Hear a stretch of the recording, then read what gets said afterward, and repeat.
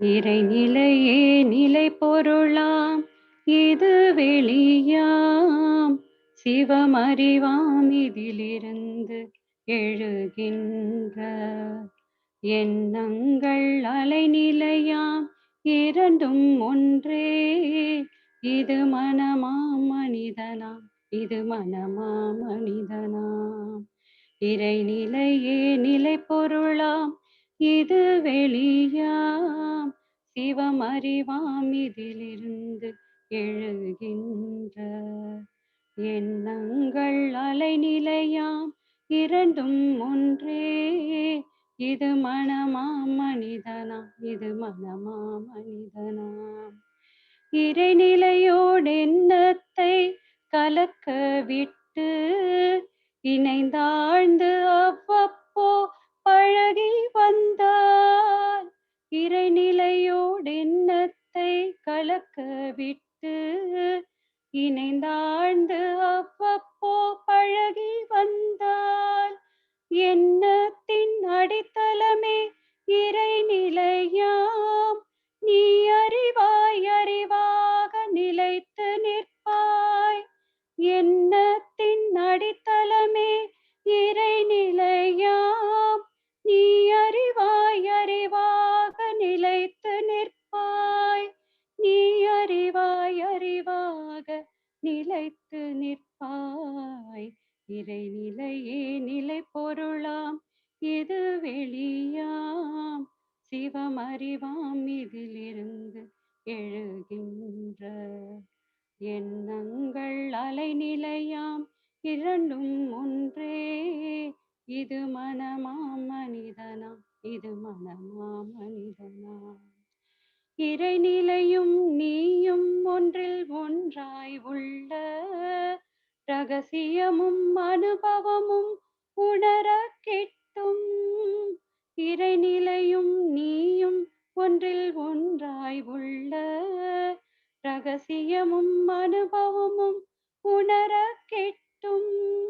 இறைவனுக்கு உருவங்கள் பெயர்கள் தந்து எக்காலத்தோ மனிதன் பழகி கொண்டான். இறைவனுக்கு உருவங்கள் பெயர்கள் தந்து எக்காலத்தோ மனிதன் பழகி கொண்டான். எக்காலத்தோ மனிதன் பழகி கொண்டான். இறைநிலையே நிலை பொருளாம் இது வெளியாம் சிவமறிவாம் இதிலிருந்து எழுகின்ற எண்ணங்கள் அலைநிலையாம் இரண்டும் ஒன்றே. இது மனமாம் மனிதனாம், இது மனமாம் மனிதனாம்.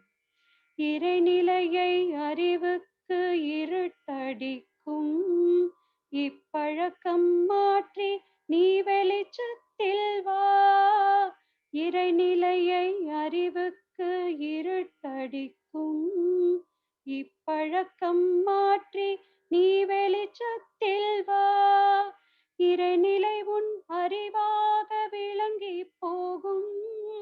எச்செயலிலும் விளைவாய் சிவனை காண்போம்.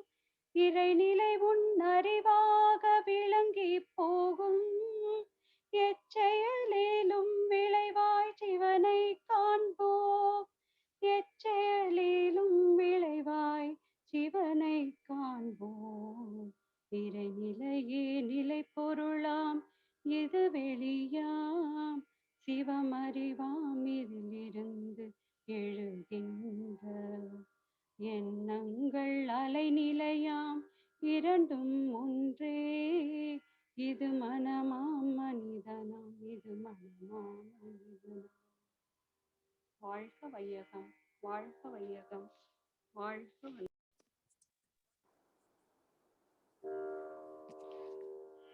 வாழ்க வளமுடன். பயனுள்ள கல்வி முறை. இயற்கையிலே விளைகின்ற துன்பம் எல்லாம் ஏற்க பொறுக்க இயன்ற மட்டும் போக்க.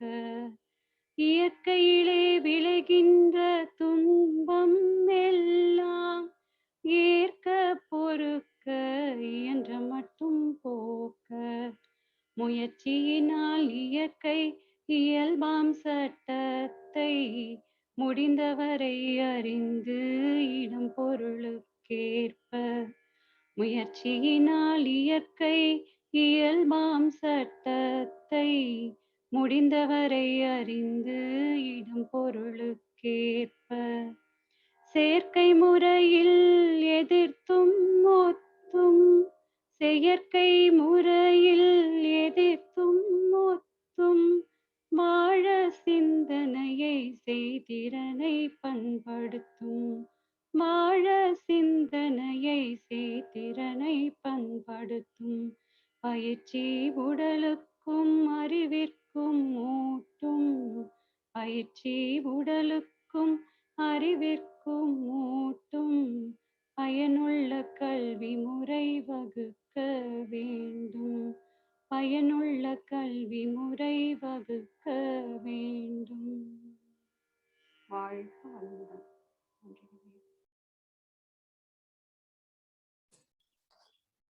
வாழ்க வையகம், வாழ்க வையகம், வாழ்க வளமுடன். குரு வாழ்க, குருவே துணை. ஆசான் அருட்தந்தை வேதாத்ரி மகரிஷி அவர்கள் நம்மோடு சுக்கும்பமாக நிறைந்து நம்மை வழி நடத்துவாராக.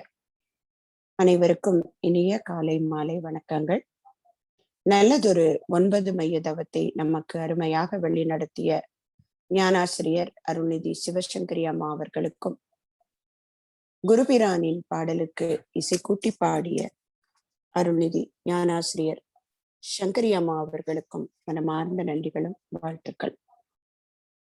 உலக சமாதானம் என்ற தொகுப்புல மகரிஷி நிறைய பாடல்கள் கொடுத்திருக்காங்க. அந்த பாடல்கள்ல ஒன்றுதான் பயனுள்ள கல்வி முறை அப்படிங்க. ஒரு மனிதன் பிறந்தது முதல் வாழுகின்ற காலம் வரை அந்த உலக சமாதானத்திற்கு தனி மனிதனுடைய அமைதியில தொடங்கி குடும்ப அமைதி, சமுதாயம், ஊர், உலகம் என்ற வகையில அந்த அமைதி ஒவ்வொரு நிலையை அடைவதற்கும் எந்தெந்த விஷயங்கள் முக்கியமாக தேவை, ஒரு தனி மனிதனுக்கு என்னென்ன தேவை, அடுத்தது ஒரு குடும்பம் இல்லறத்துல இயல்பான அமைதி நிலவுவதற்கு என்னென்ன தடை, அதற்கான தீர்வு, அதுல தொடங்கக்கூடிய மகரிஷியினுடைய ஆய்வு தொடர்ந்து சமுதாயத்தை நோக்கிய பார்வையா இருக்கு. இப்ப சமுதாயத்துல வாழக்கூடிய மனிதர்களுக்கு அமைதியின்மை ஏற்படுவதற்கு என்னென்ன காரணம், அதற்கான தீர்வுகள் அப்படி கொடுக்கும் போதுதான் மகரிஷி குழந்தைகள்ல பொதுவாக்குறதுல தொடங்கி இல்லறத்துல அமைதிக்கான விஷயங்களை கொடுத்து தொடர்ந்து அப்படி வாழக்கூடிய ஆண் பெண் என்கின்ற குழந்தைங்களுக்கு எப்படிப்பட்ட கல்வி முறை கொடுக்கப்பட வேண்டும். அந்த அமைதி அப்படிங்கிறது அங்கே முதல்ல தொடங்கிறது குழந்தைகளுக்கு பிறந்தது முதல் கொடுக்கப்படக்கூடிய கல்வி. நம்ம எல்லாருக்கும் தெரியும், மகரிஷி ரொம்ப அழகா ஒரு மனிதனுக்கு தேவையான கல்வியை 4 பிரிச்சிருப்பாங்க. என்னென்ன அறிவு மனிதனுக்கு தேவை அப்படின்னா, எழுத்தறிவு, தொழிலறிவு, ஒழுக்க பழக்க அறிவு, இயற்கை தத்துவ அறிவு அப்படின்னு சொல்ற அதே மகரிஷி சொல்லுவாங்க, இன்றைக்கு இருக்கக்கூடிய காலகட்டத்துல கொடுக்கப்படக்கூடிய கல்வி எழுத்தறிவும் தொழிலறிவும் கொடுக்குது. ஆனா இயற்கை தத்துவ அறிவும் ஒழுக்க பழக்க அறிவும் கொஞ்சம் குறைவுபட்டு இருக்கு. அது சம்பந்தமாக படிக்கின்றவர்களுக்கு மட்டுமே இயற்கை தத்துவம் பற்றி ஆராய்ச்சி பண்றாங்க. அதையும் முழுமையாக தெரிஞ்சுக்கிட்டாங்களா சொல்ல முடியாது. அப்படி படிக்கின்றவர்களும் அது தொடர்பான அத வாழ்க்கையில பயன்படுத்தி வாழ்ந்து கொண்டிருக்கிறாங்களான்னா அதுவும் சொல்ல முடியாது. ஒழுக்க பழக்க அறிவு என்பது ஒரு மனிதனுக்கு இயல்பாக டிஃபால்ட்டா இருக்க வேண்டிய நற்குணங்கள் போதிக்கப்பட வேண்டும் அப்படின்னு சொல்றாங்க. எனக்கு தெரிஞ்சு ஒரு சின்ன ஒரு அட்வர்டைஸ்மெண்ட் பார்க்கும்போது மகரிஷி சொல்லக்கூடிய இந்த கல்வி முறை அத ஒரு அடிப்படையா வச்சு அமைக்கப்பட்டது போல தோன்றும். அது அந்த விளம்பரம் ஒரு காருக்கான விளம்பரம் தான். அந்த கார்ல போறாங்க, ஒரு தகப்பனாரும் ஒரு மகனும் போறாங்க. போகும்போது வழியில ஒரு இடத்துல ஒரு விபத்து நடந்திருக்கு. யாரோ ஒருத்தர் அங்கே கீழே விழுந்து கிடக்குறாங்க. நிறைய பேர் நிக்கிறாங்க. அந்த தகப்பனார் காரை நிறுத்தாம வாகனத்தை ஓட்டிக்கொண்டே சொல்றார். கொஞ்ச நேரம் பொறுத்த பிறகு அவர் இடத்துல நிற்கும் போது அந்த குழந்தை கேக்குறாங்க, நமக்கு கூட இதே போல ஒரு விபத்து நடக்கும்போது எல்லாரும் இப்படிதான் விட்டுட்டு போயிடுவாங்க இல்லையாப்பா அப்படின்னு கேட்பார். அடுத்த கணம் அந்த தகப்பனுக்குள்ளே ஒரு சின்ன ஸ்பார்க்கு. உடனே அவங்க போய் அவரை ஒரு ஒரு மருத்துவமனையில கொண்டு போய் சேர்க்கிற மாதிரி முடிஞ்சிருக்கும். இது ஒரு சின்ன விதை போல தோன்றி. இப்ப ஒழுக்க பழக்க அறிவு அப்படிங்கிறது என்ன? இப்படிப்பட்ட ஒரு கல்வி முறைதான் கொடுக்கப்பட வேண்டும். ஒரு குழந்தை பிறந்த காலத்துல இருந்து மகரிஷி சொல்லுவாங்க, இன்ஸ்பிரேஷனலா இருக்க வேண்டிய பெற்றோர்.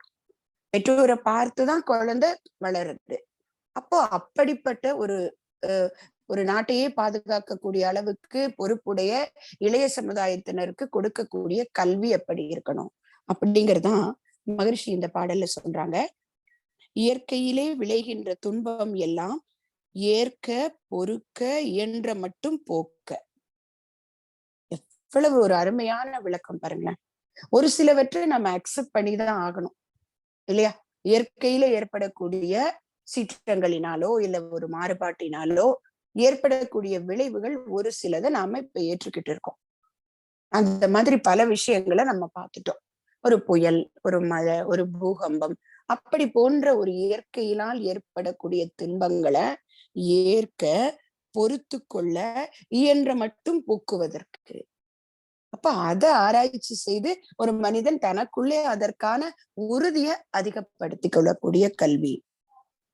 சரி, அப்படியே ஏத்துட்டே போயிடலாமா அப்படின்னா இல்ல. அதை ஆராய்ச்சி செய்து போக்குறதுக்கும் கத்துக்கணும்.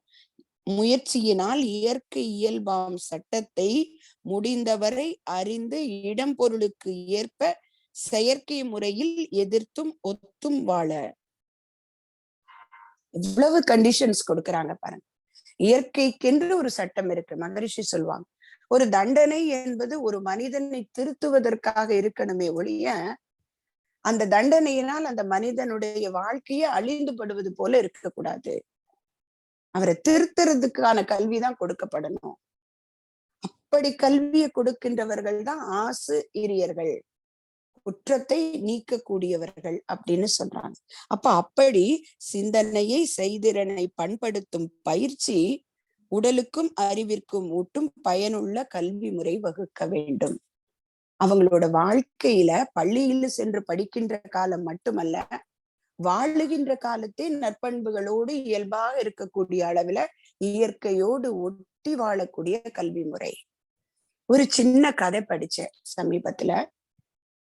ஒரு ஒரு படிப்பு முடிச்சு ஒரு வேலை பார்க்கிற ஒருத்தர் தன்னுடைய பள்ளி காலத்து ஆசிரியரை பாக்குறாரு. அந்த ஆசிரியரை பார்க்கும்போது அவர்கிட்ட சொல்றாரு, ஐயா, நீங்க தான் எனக்கு ஒரு முன்னோடியாக இருந்தீங்க. உங்ககிட்ட நான் பாடம் கத்துக்கிட்ட பிறகுதான் ஒரு ஆசிரியர் ஆகணும் அப்படிங்கிற ஒரு உத்வேகம் எனக்குள்ள வந்தது அப்படின்னு. என்ன அடையாளம் தெரியுதான்னு கேட்கிறாரு. அந்த ஆசிரியருக்கு எத்தனையோ மாணவர்கள். அவர் எனக்கு ஞாபகம் இல்லை அப்படிங்கிறார்.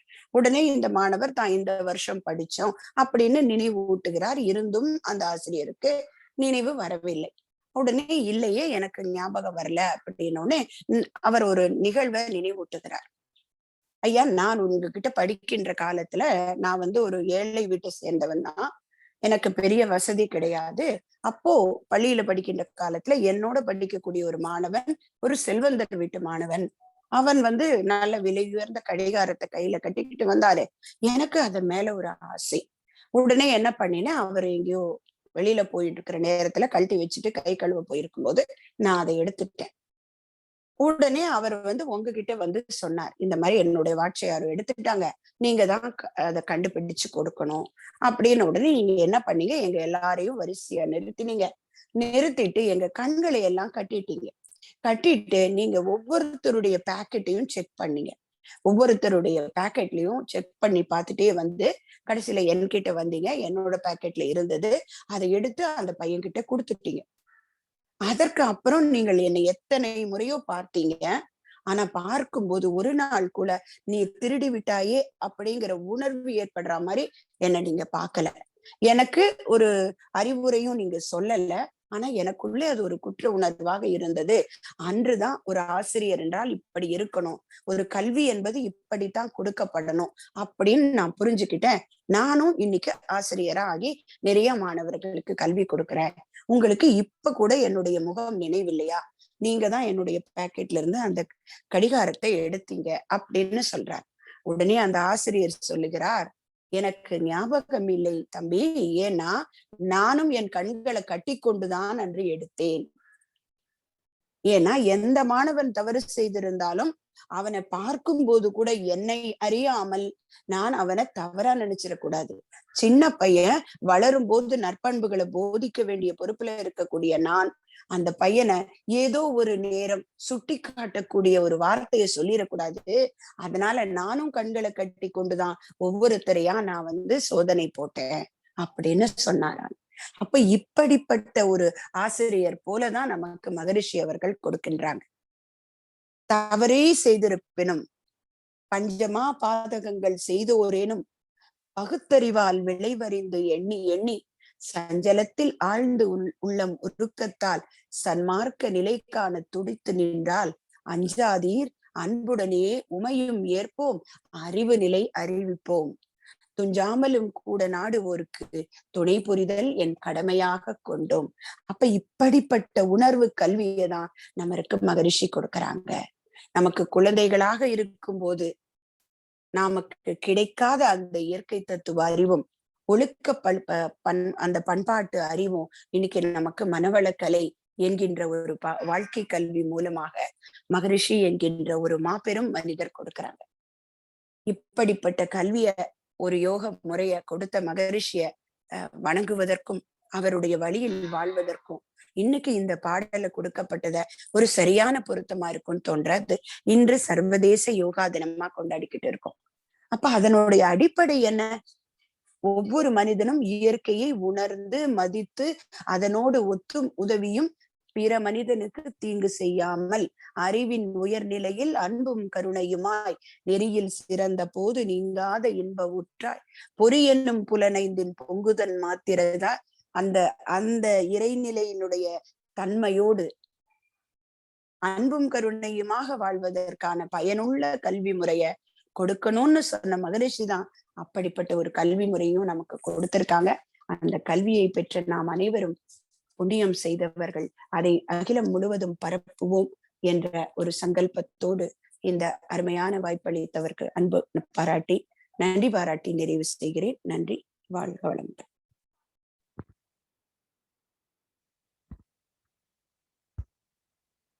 பயனுள்ள கல்வி முறை. இயற்கையிலே விளைகின்ற துன்பம் எல்லாம் ஏற்க, பொறுக்க, இயன்ற மட்டும் போக்க முயற்சியினால் இயற்கை இயல்பாம் சட்டத்தை முடித்தவரை அறிந்து இடம் பொருளுக்கேற்ப செயற்கை முறையில் எதிர்த்தும் ஒத்தும் வாழ சிந்தனையை செயல்திறனை பண்படுத்தும் பயிற்சி உடலுக்கும் அறிவிற்கும் ஊட்டும் பயனுள்ள கல்வி முறை வகுக்க வேண்டும். P+ by the divine. P+ by the divine. Kindly share your thoughts related to this poem.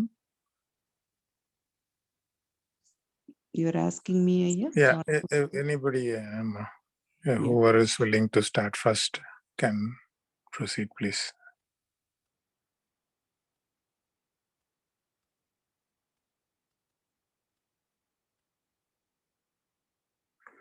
Let me start from my side. I know everybody knows about the education, what we received so far, but I do not able to compare with the definition what Maharishi has given, because it is not meeting any of the most of the requirements, I would say. So the only solution what we received is by learning Vedatriyam. Vedatriyam encapsulated everything, whatever he has defined. So far we were learning all these days, and from school days, we were thinking that this is the only education, or this is the one which helps our family or the entire family life. But that is not true. What Maharishi has defined so far is the one which is most needed, not only for earning money and leading family life, harmony in family, and peaceful in life, and also attaining self-realization. So he described very well in a beautiful poem. And if anybody wants to describe more, kindly come forward. Be blessed by the divine.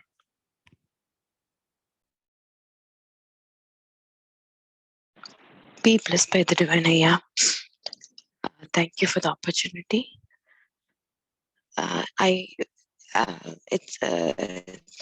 That's what I feel too, Ayya. Like when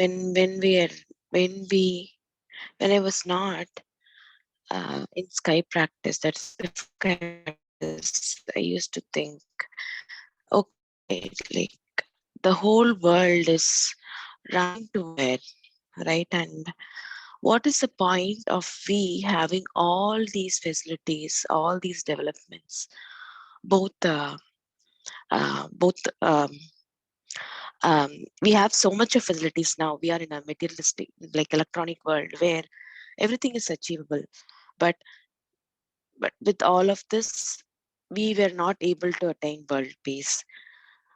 People are running toward, all of us are running towards money, but we are not thinking about the spiritual peace. Whereas when our ancestors were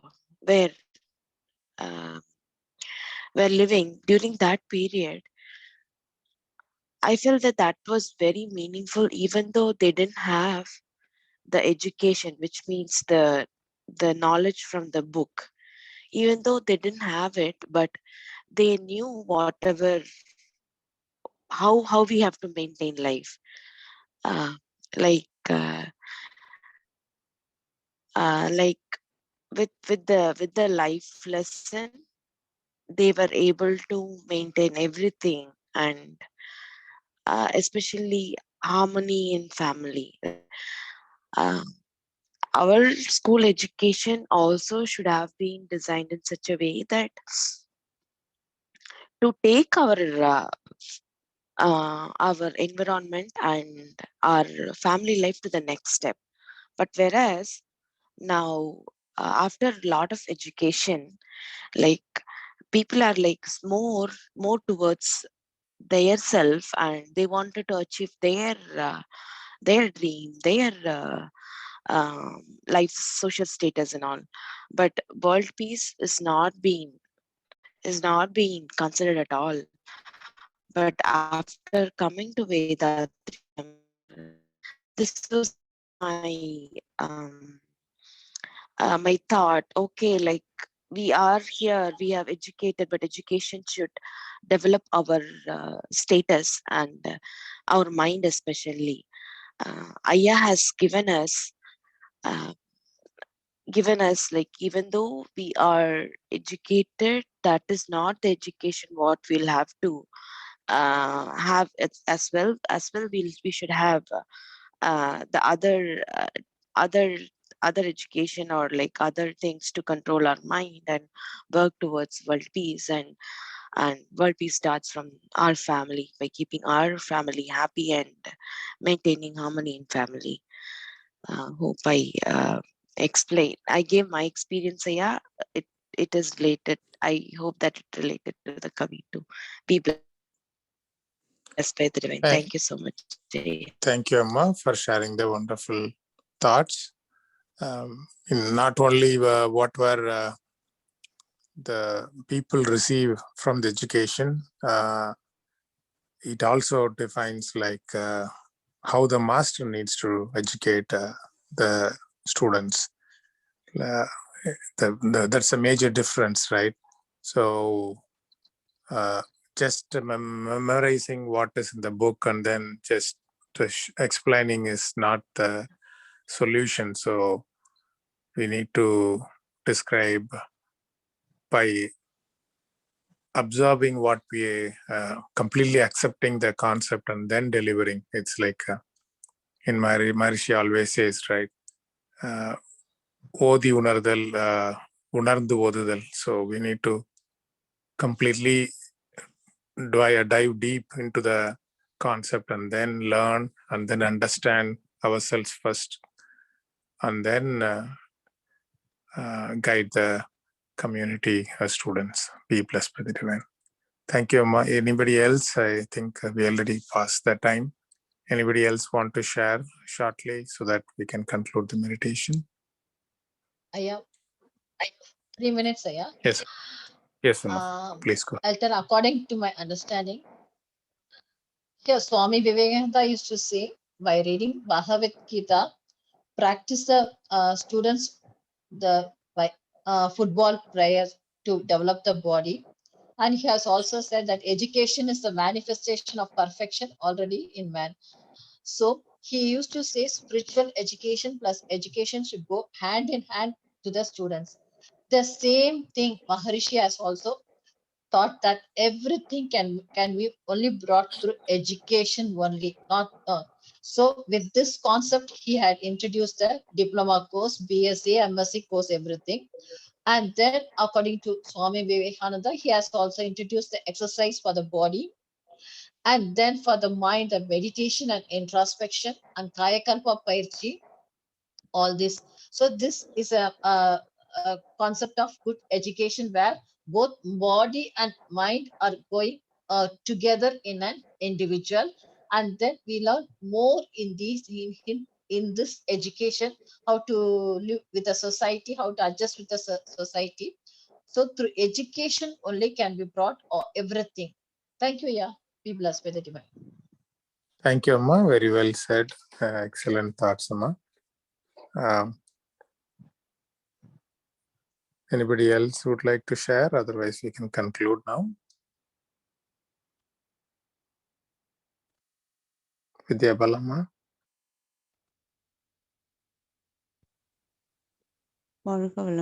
Be blessed by the divine. Thank you.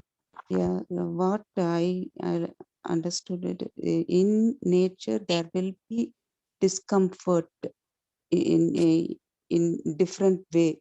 Every individual will be facing. So here Maharishi is talking about the education. So to overcome those discomfort, already in society the rules and regulations are there. Some scholars have created and everyone is following that. So here Maharishi is talking about the education, how we can apply through the education system to face the discomfort or the problems in to every individual is facing. For that, Maharishi is saying each individual should get the knowledge about their body and mind. Through that, one can attain the peace, so that every problem faced by an individual can be solved by himself, because he is knowing about himself through the education, through the like the spiritual education, like as in the Manavalakalai we are learning. We are learning the meditation. Through that we are able to travel inward and realizing the truth in us. We are in the current situation, when we are seeing thinking about ourselves, like every individual after the 30s or 40s only we have realized this education and learning this through our Manavalakalai system. So what Maharishi is saying, this should be given to the individual in their school system itself, through the education when they are young. When this system is applied in our schools and their individuals learn these education, learn all these things through the education system, it is possible for the individual to lead a peaceful life, so that it is easy to bring the peace in the society. Be blessed by the Divine Ayah. Thank you for the opportunity. Thank you, Amma. Thank you for the detailed explanation. And it is excellent speech. So let us conclude. Let us conclude our session with blessings for the world. Let us invite Arulnidhi Ramya Karthi Amma to sing blessings for the world.